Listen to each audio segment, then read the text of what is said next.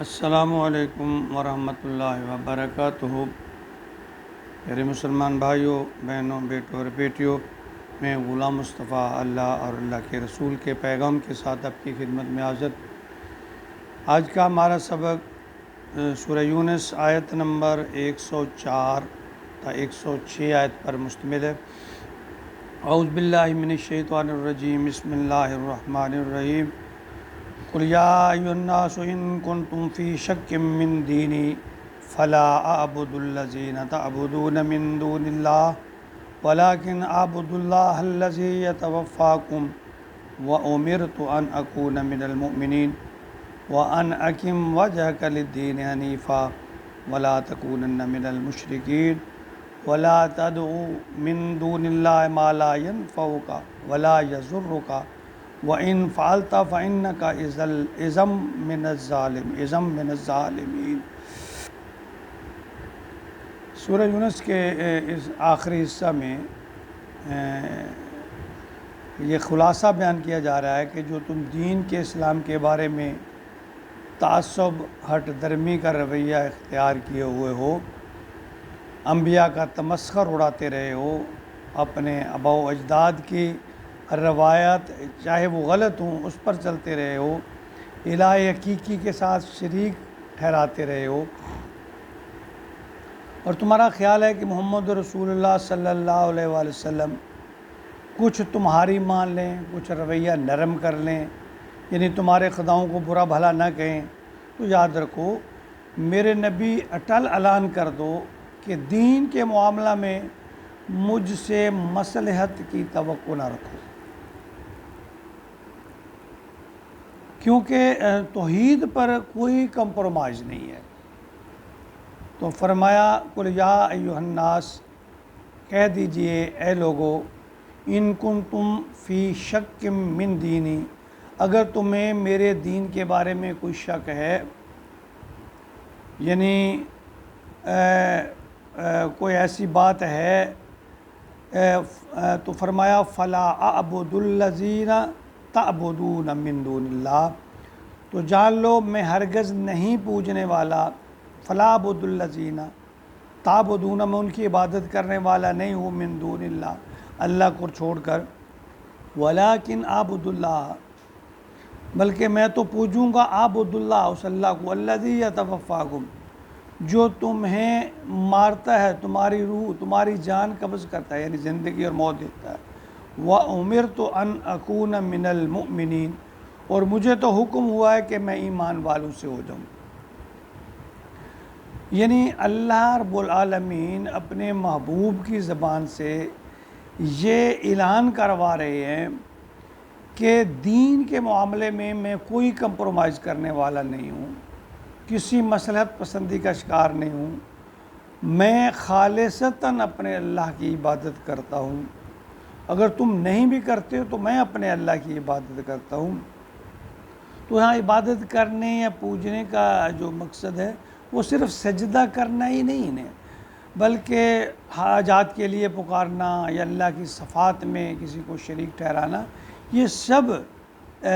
توحید کا الٹ ہے، متضاد ہے، یہ شرک ہے۔ وَأَنْ أَقِمْ وَجْهَكَ لِلدِّينِ حنیفا، اور یہ کہ آپ اپنا رخ سیدھا رکھیے دین کی طرف، یعنی دین میں ذرا برابر بھی ملاوٹ نہ کیجیے، وَلَا تَكُونَنَّ مِنَ الْمُشْرِكِينَ، اور ہرگز نہ ہوں مشرکوں سے۔ یعنی یہ اللہ تعالیٰ نے اپنے نبی سے فرمایا، اور نبی کی وساطت سے پوری امت کے لیے یہ سبق ہے کہ توحید کے معاملہ میں ذرا بھی ملاوٹ نہ کرو، اس کو مکمل خالص رکھو، اللہ کی ذات میں، اللہ کی صفات میں، حاجت روائی میں، مشکل کشائی میں، سب یہ اختیار اللہ کے پاس ہیں۔ دیکھیں عام طور پہ نا ایک وہ اختلافی سا مسئلہ ہے، میں کوشش کرتا ہوں کہ اختلافی مسائل میں نہ جاؤں، ہمیں جو ہے نا وسیلہ دے کر دعا تو مانگنی چاہیے، اس میں کوئی شک نہیں ہے کہ نبی پاک صلی اللہ علیہ وسلم کی ذات کا، اللہ کی رحمت کا، نیک لوگوں کا، یہ اس میں کوئی شک نہیں ہے، لیکن ان کو وسیلہ سمجھنا نہیں چاہیے کہ بس بھئی یہی ہوگا تو دعا قبول ہوگی. یہ نہیں ہے کہ پھر اللہ کی ذات کی اس میں نفی ہوتی ہے کہ اللہ کی ذات مختار کل ہے، سب اختیارات کی مالک ہے. ہاں اگر آپ اپنے مسائل میں، الجھنوں میں آپ اللہ سے یہ کہتے ہیں کہ یا اللہ اپنے نبی کا واسطہ، اپنی رحمت کا واسطہ، اپنے پیارے محبوب کی زلفوں کا واسطہ، پیارے محبوب کے نور کا واسطہ، اگر ہمیں یہ چیز عطا کر دے یہ تو ٹھیک ہے. لیکن اگر ہم سمجھیں کہ ان کے وسیلے کے بغیر ہم اللہ سے مانگ ہی نہیں سکتے، تو یہ عقیدہ جو ہے اس کو تھوڑا سا ہمیں تبدیل کر لینا چاہیے. کیونکہ اللہ تعالیٰ کہتے ہیں کہ میں اے بندے میں تیری شہر کے بھی قریب ہوں، تو بول، تو بات کر، تو مانگ جو مانگتا ہے میں سنتا ہوں، میں عطا کروں گا. وَلَا تَدْعُوا مِن دُونِ اللَّهِ، تو مت پکاریے. اللہ اپنے نبی کو یہ حکم فرما رہے ہیں وَلَا تَدْعُوا مِن دُونِ اللَّهِ، مت پکاریے اللہ کے سوا کسی کو، مَا لَا يَنْفَعُكَ وَلَا يَضُرُّكَ، جو نہ نفع دے سکتے ہیں نہ نقصان دے سکتے ہیں. یعنی اللہ کے سوا کوئی بھی، کوئی نیک، کوئی بزرگ، کوئی کچھ بھی ہو، اللہ کے سوا کوئی نہ نفع دے سکتا ہے نہ نقصان دے سکتا ہے. فَإِن فَعَلْتَ فَإِنَّكَ إِذًا مِّنَ الظَّالِمِينَ، اور اگر آپ نے ایسا کیا تو آپ بھی ظالموں میں سے ہو جائیں گے. دیکھیں کتنی سخت بات ہے کہ اللہ رب العالمین اپنے محبوب سے فرما رہے ہیں کہ مت آپ لوگ ان لوگوں کی طرح ہو جائیے جو اللہ کے سوا مدد کے لیے پکارتے ہیں. اللہ فرماتے ہیں وہ نفع نقصان کے مالک نہیں ہیں، لیکن اگر آپ نے ایسا کیا تو اللہ فرماتے ہیں کہ پھر آپ بھی ظالموں میں سے ہو جائیں گے. دیکھیے شرک ایک ایسا جرم ہے جو اللہ قیامت کے دن بھی معاف نہیں کریں گے،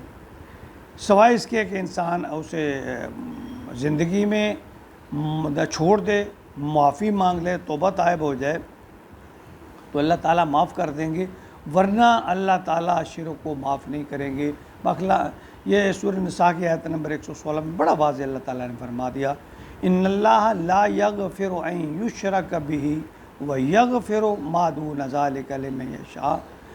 اللہ تعالیٰ کہتے ہیں کہ یاد رکھو قیامت اللہ نہیں بخشیں گے کسی بھی شرک کرنے والے کو، اس کے شرک ذرا برابر بھی شرک ہو، وَيَغْفِرُ مَا دُونَ ذَلِكَ، اس کے علاوہ جو ہے کوئی گناہ، لمن یشاء، جس کو چاہیں گے معاف کر دیں گے. وَمَن يُشْرِكْ بِاللَّهِ، جو اللہ کے ساتھ شریک ٹھہرائے گا، فَقَدْ ضَلَّ ضَلَالًا بَعِيدًا، وہ بڑی دور کی گمراہی میں جا گرا، جا ڈوبا. تو اس لیے توحید اور شرک کے معاملہ میں ہمیں بڑا محتاط رہنا چاہیے. یعنی اس سے دور بہت، یعنی نزدیک بھی نہیں جانا چاہیے جس میں شبہ ہو نا اس بات کو، کیونکہ اللہ تعالیٰ ہر چیز کا مالک ہے، خزانوں کا مالک ہے، عطا کرنے والا ہے، رحم کرنے والا ہے، معاف کرنے والا ہے. تو پھر کیوں نہ ہم سب سے بڑے جو ہر چیز کا مالک ہے ہم اس کی طرف رجوع کریں. اور اس معاملے میں ہمیں بہت احتیاط کرنی چاہیے. اللہ تعالیٰ ہمیں شرک سے بچائے اور توحید پر عمل کی توفیق عطا فرمائے. آمین.